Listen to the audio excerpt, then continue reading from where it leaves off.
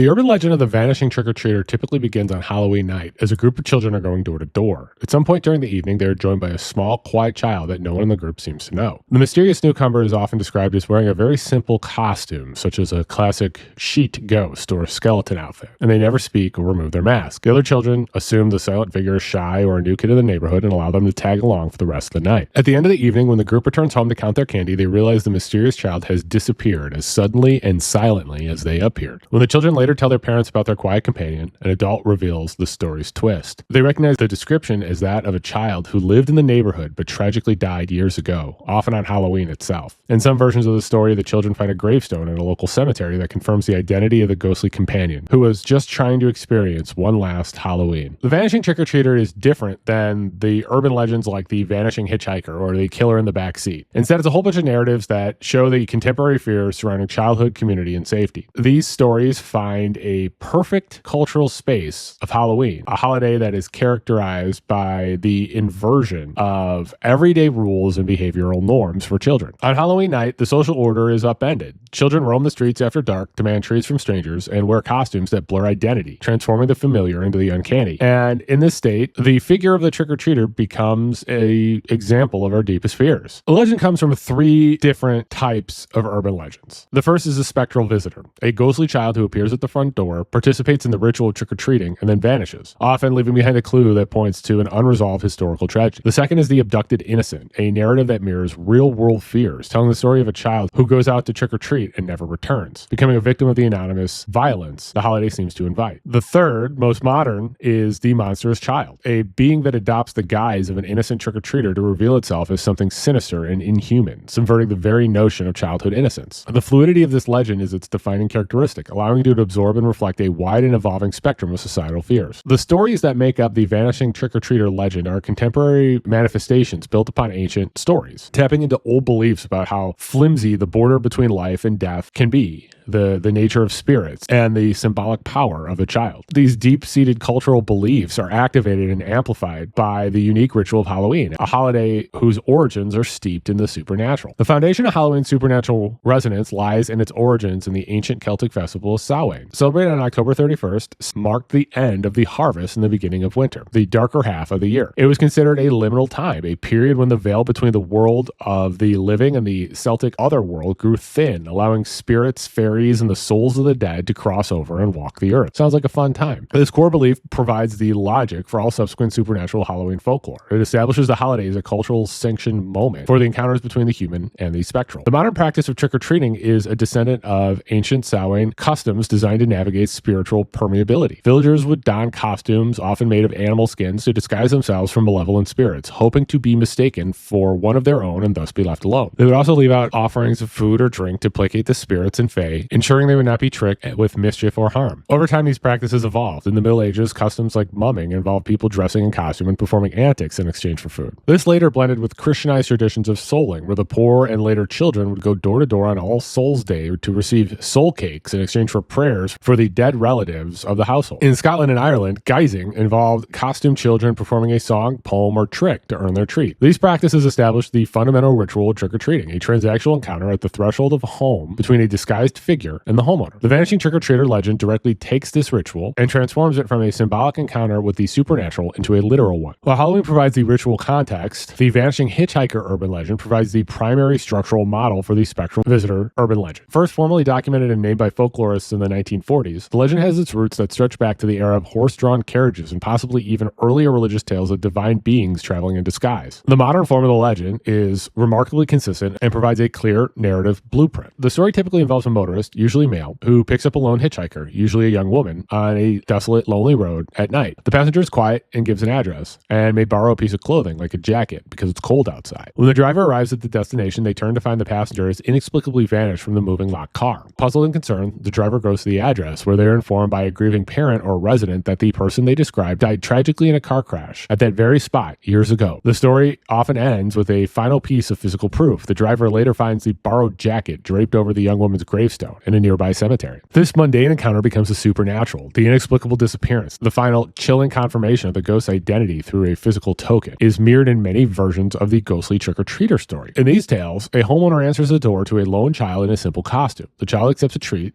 perhaps says a few quiet words and departs. Later, the homeowner may be troubled by the encounter and discovers the child was a ghost of someone who died tragically in the neighborhood. Some variants adopt the token element directly, with the homeowner later visiting the local cemetery and finding their candy wrapper on the grave of a child. The trick-or-treater legend effectively transports the hitchhiker's narrative from the lonely highway to the suburban doorstep, adapting a proven ghost story framework to the specific rituals of Halloween. The unique power of the Vanishing Trick-or-Treater legend comes from its fusion of the Vanishing Hitchhiker's narrative structure with the weight of a much older and much more universal folkloric figure, the ghostly child. This archetype is a recurring presence in global folklore, and in most movies and stories even today. A symbol of innocence wrong, a unresolved tragedy, and the societal guilt of failing to protect the most vulnerable. In Scandinavian folklore, the figure is known as the Meling. The Meling is a phantasmal soul of an unbaptized or murdered infant, often a child born out of wedlock and secretly killed by its mother to avoid societal shame. Unable to rest in hallowed ground, the Meling haunts the place of its death, its cries heard in the night. In some traditions, the ghost is vengeful, seeking to expose its mother's crime or jumping on the backs of lone travelers, demanding to be carried to a graveyard and growing heavier with each step until the carrier collapses and in some stories dies, which is wow. The tradition establishes a ghost child as a pitiable figure, but also as a menacing one, the victim whose unresolved trauma makes it dangerous to the living. In British and Irish folk traditions, the ghost child often appears as a passive and sorrowful figure, reflecting centuries of theological debate about the fate of unbaptized infant souls in limbo. These spirits are often depicted as pitiful and vulnerable souls who need help from the living, wailing on the wind or appearing as ghostly lights lamenting their exclusion from heaven. Tales from across Europe feature the ghosts of murdered children seeking justice or a proper burial, revealing their fate to the living so they can finally find peace. During the Victorian era, which is the golden age of ghost stories, the figure of the spectral child became a common trope, typically portrayed as an innocent victim of a cruel fate, their ghostly appearances serving to reveal the crimes of adults. These deep folkloric roots establish the child ghost as a figure that evokes a powerful duality of pity and fear.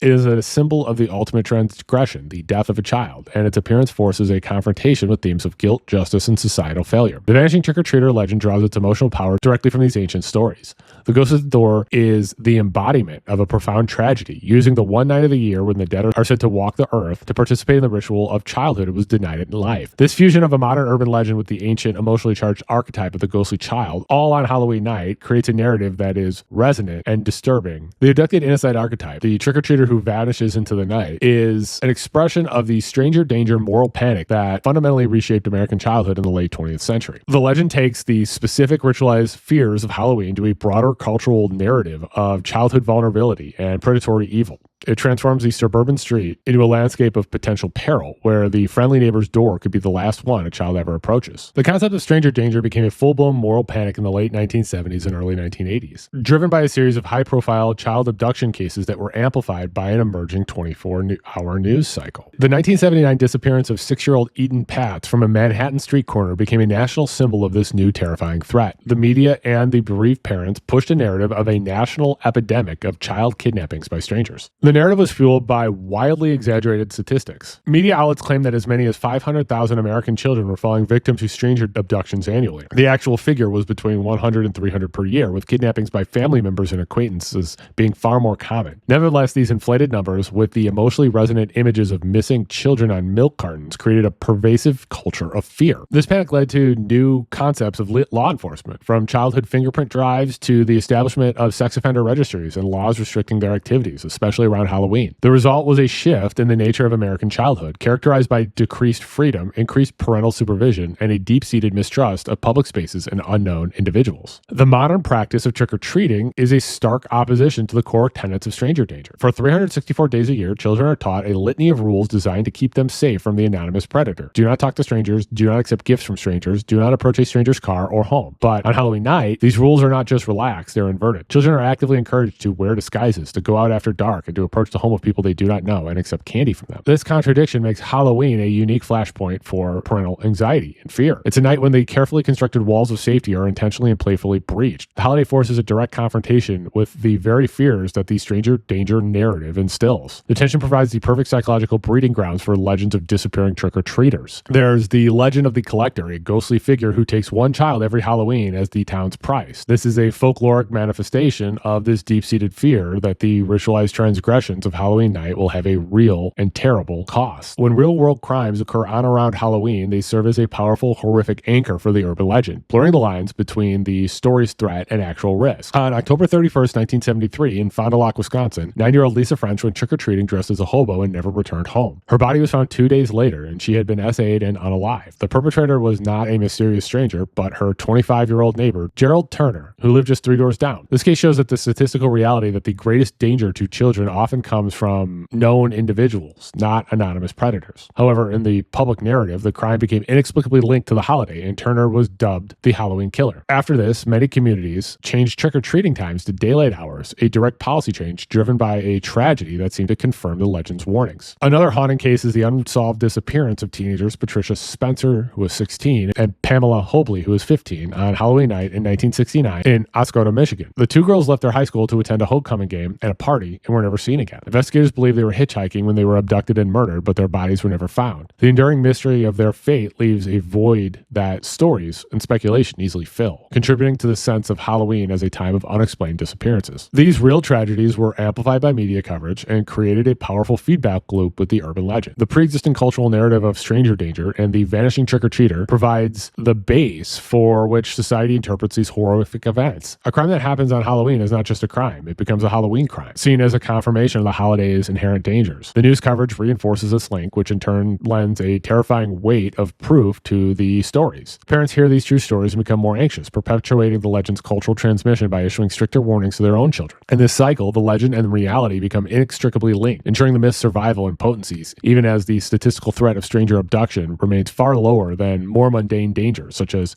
children being struck by cars, a risk that is 10 times higher on Halloween than any other day of the year. The most recent evolution of the vanishing trick-or-treater legend has occurred on the rapidly mutating ecosystem of internet folklore. On platforms like Reddit and dedicated wikis, legend has become reborn in the form of the creepypasta. In the digital space, the stories of the pitiable ghost and the abducted innocent are often supplanted by a more modern and unsettling figure, the monstrous child. This reflects a new set of cultural fears, moving from external threats to the fear of the unknown lurking behind the mask of childhood itself. When the trick-or-treater figure appears in these internet stories, it undergoes a significant transformation. The pitiable ghost of older folklore seeking peace or justice is replaced by a being that is actively malevolent, uncanny, or psychologically terrifying. These stories are frequently found on communities like Reddit's No Sleep, and they prey on the subversion of innocence and the violation of the home sanctity. A prime example is the story of Brendan, a young boy who appears at the couple's door late on a Halloween night. He presents himself as a lost, crying child separated from his parents. The couple acts out of compassion and brings him inside to help. The narrative slowly builds dread as the boy's behavior becomes increasingly more strange. The story culminates in the revelation when the couple awakens to find their teeth having been violently yanked out, and the boy's trick-or-treat bag is filled with the bloody teeth. Brendan is not a human child, but a monstrous, predatory entity that uses the guise of a lost trick-or-treater to gain entry and commit a horrific act of violation. Other stories focus less on physical violence and more on psychological dread. One story describes a trick-or-treater who begins visiting a house days before Halloween, a simple, unsettling break in the ritual's rules that escalates into a terrifying haunting. Another tells of a late-night encounter with friends and a mysterious small child in a ghost costume who lends them into a disorienting and dangerous chase, culminating in a confrontation with a much larger, menacing figure in an identical costume who seems to know them. In these digital tales, the trick-or-treater is not the victim, but a present and active danger, a harbinger of chaos whose motives are sinister. The effectiveness of these creepypasta narratives is rooted in their ability to tap into anxieties specific to the digital age. They thrive on ambiguity and the erosion of boundaries between fiction and reality, a line that can be particularly vague for younger digitally native audiences who are the primary consumers and creators of this type of content. The stories reflect a world that's unreliable, where the safety of one's home can be breached by strangers, physical intruders, and a malevolent force that's unknowable. The evolution of the trick-or-treater legend into its internet and creepypasta forms mirrors the cultural shift in the perception of childhood. The classic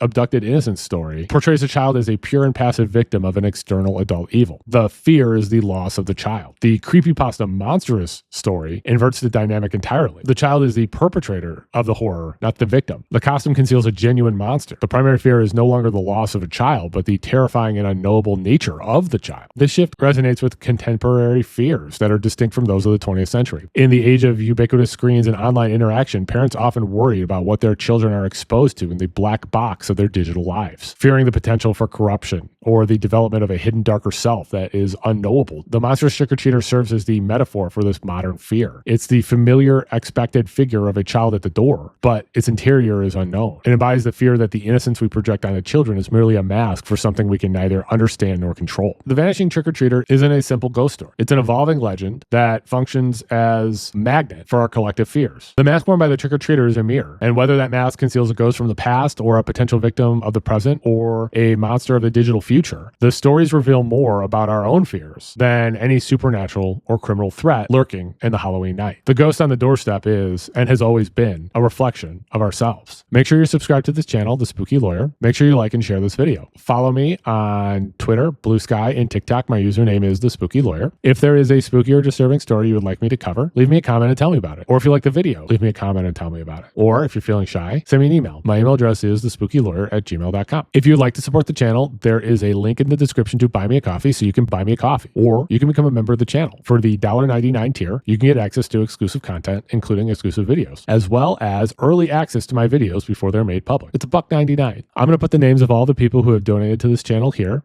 And I'm going to put the names of all of the people who are members of this channel here. Thank you all very, very much. You also support me by clicking like, sharing, and continuing to watch my videos. And I really do appreciate that you watch my videos. It means a lot to me. And please stay spooky.